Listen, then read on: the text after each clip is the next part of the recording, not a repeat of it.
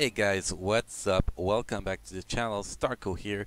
Guys, we just as update, we still haven't heard from Netmarble concerning the loot bug fiasco after Bill Roseman actually went public and posted that Marvel was working with Netmarble to get the things fixed. Well, we're still in wait mode, guys, so it's just a little update with that. Now, let's talk about this video, guys. You saw the title. Let's talk about meta changes, guys. How sick are you of changing 1, 2, 3 metas every update lately? How sick are you guys? It's me, to be honest. I'm freaking sick. Let's go story, guys. We start with Combat Hero. We used to have Moon Knight at first. That was the original meta. We had him for a while. It was fine. You know, we had fun. We were able to build him, to learn him, and to actually play him. Then, boom, there came Iron Fist with his uniform. Then that's fine. You know, a change. Let's enjoy the change. Then, bam, next month, we get Agent Venom that overclassed him. So we got to change again with a paywall this time. Then, I'm not sure the time on that one. Then we got Wolverine. Like, that was like 3 changes in a lapse of 3-4 months, which was ridiculous. That was the start of it, man. After that, they went crazy on everything. Like if you look at No Restriction Day, No Restriction Day actually started with Doctor Strange. Then we had Sharon Rogers, Jean Grey, now Cable, and Scarlet Witch, because Scarlet Witch, with the addition of Valkyrie in 3.5, actually can score the maximum possible score in Alliance Battle Extreme on no restriction if you use Coulson and Valkyrie with Scarlet Witch lead. So that's so many changes, so many expensive changes. Now let's move to the day after that. We got Universal Hero. Well, Universal Hero, we were set for a while.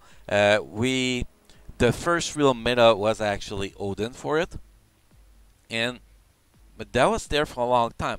Then Netmarble released the uniform of Thor Ragnarok. Yes, the uniform was bugged, guys. I wasn't personally using it for the last 3 weeks of the bugs. Was it okay to use him? Well, let's be honest. Netmarble did that on purpose. Like, come on. If they didn't do that on purpose, they will fix it right away. It's like it's single cutting, a little patch, and it's fixed. But no, they let it go to make sure that people invest their resources, invest money to rank up Thor as soon as they can, so they can use them in Alliance Battle Extreme. They let it go like that. And then the next update, 3.6, well, boom, we got a new character guy that's going to replace Thor again, which is Nova. And they lock him behind the freaking loot box fiasco, guys. So, well, you can get him from the converter with the Mega Rank Up ticket and Mega Tier 2 ticket too, but you know, it is still a fiasco. And now Nova is the new meta for there. Top players are doing around 800k with him. You know, too many changes in such short time is not good. Now, let's move to the next day, which is well, what we did yet? We did Combat Hero, we did Universal Hero, we did No Restriction. So let's move to Blast Day. Blast Day is actually one of the days that was the most quiet because we had Doctor Strange for a while, then Cable came out, and that's pretty much it. So I do not have really much to say about Blast Day. I think that everybody was sick of playing Strange. The lag on most devices was a real big issue. So changing Doctor Strange is actually one of the only changes of meta that actually agreed that should happen. So with that said, yeah, I said something nice, guys, about Netmarble. Can you believe that? Okay, so if we move to the following day, Universal Villain. Okay, there is the real fiasco, guys. Like, come on. We start with Darmaniu. He's a tier 2 native. He's supposed to be one of the worst villain in the comics. And yet, he was overthrown by Loki with uniform. Somebody that knows how to play Loki perfectly can outscore Dormammu. Like, I get it. Changes were fine, but still. Then you get the uniform on Thanos. Well, that's fine. Thanos is supposed to be really overpowered. Even I think he might be stronger than Dormammu in the comics. So, well, when you have the 5 Infinity Stones or whatever, that's fine. That's fine. It's fun. He's physical attack base, while Dormammu is energy attack base. So, you know, it's a good mix because people with high physical attack can pick Thanos. People with high energy attack can pick Dormammu. I was all fine with that. But then, 3.6 happened, guys. And we get AntMan. AntMan. In what fucking world? Sorry for the language, guys, but in what fucking world AntMan can be stronger than Thanos or Dormammu? In what world? Please, please, guys, lie me.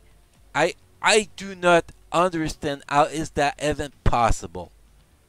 Like, AntMan, yeah, he's a new character and shit, but be able to score over 1 million in Alliance Battle Extreme compared to Thanos and Dormammu that do between 3 and 500,000. That is just ridiculous.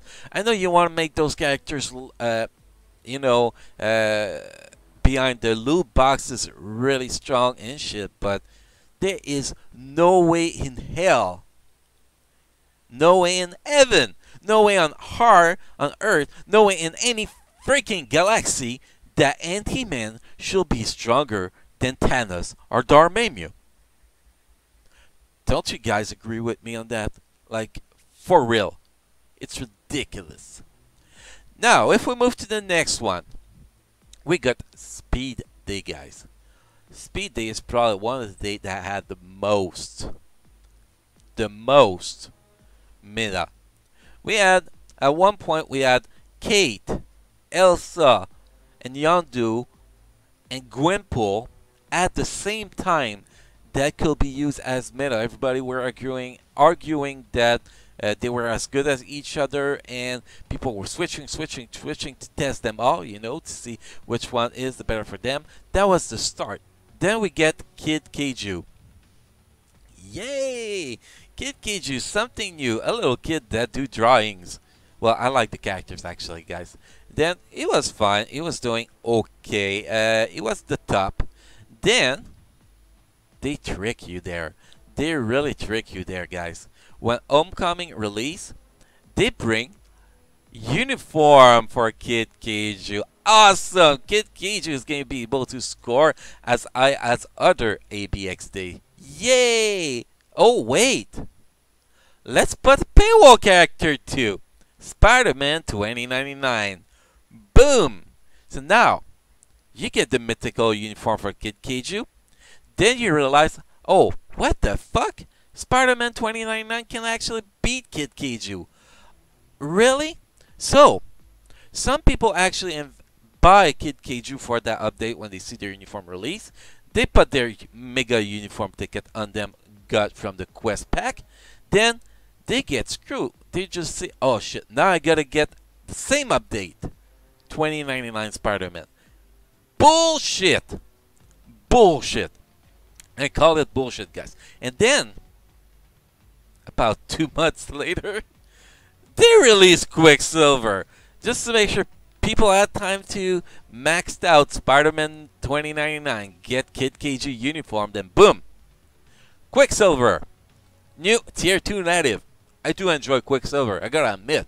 I enjoy him, I like him much better than any other Alliance Battle Extreme characters we had for Speed Day before. But I just see the way that they are doing it is terrible. It's so many changes in such a short time that it's not fun. It's not fun at all. Then the last day we're going to talk about, guys, it's Combat Villain. Combat Villain is actually one of the most honest they had too.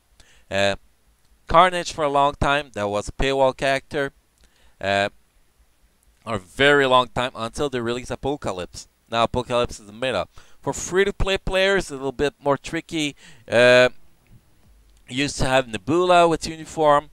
Then you had Sandman. Then you have Scourge. While Sandman and Scourge is still debatable on who is the strongest, but they're both really strong. Then you also add a place where you add for free-to-play Red Hulk with his uniform. You know, for free-to-play, it's been a little mess.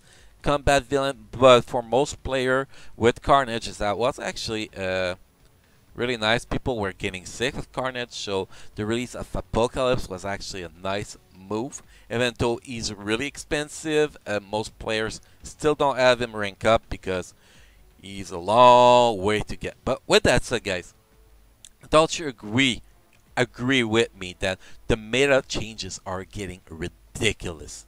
Like, can't we have 1-2 update with no changes just to enjoy the characters we just spent all our resource to to rank up, to buff up, to make sure they're ready, especially that Euro are not unequitable.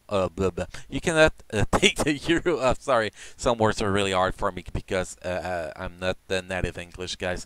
But if they had the option to remove Euro from your gear, actually, well, it'll be easier to actually change meta, but no, you got to redo all Euro, and Euro are expensive, man. Some characters, you can spend 100 million gold just to optimize their Euro for Alliance Battle Extreme, so it is painful, guys. I think that they should slow down, put the foot on the brake a little bit with the metas, and give us time to adjust to the new meta. It's not everybody that spent a lot of money on this game. It's not everybody that can keep up with all the changes, and everybody wants to be able to to perform in Alliance Battle Extreme because it is a very competitive mode. So people are really interested in that to to score, to rank themselves against their friends or their alliance members, see how they are doing compared to them. So by changing those metas so often, it is really ruining the fun out of Alliance Battle a lot, for a lot and lots of people, guys. Well, with that said, again, guys, leave me your thought. Let's discuss about that. Let's not rage too much about that too, guys.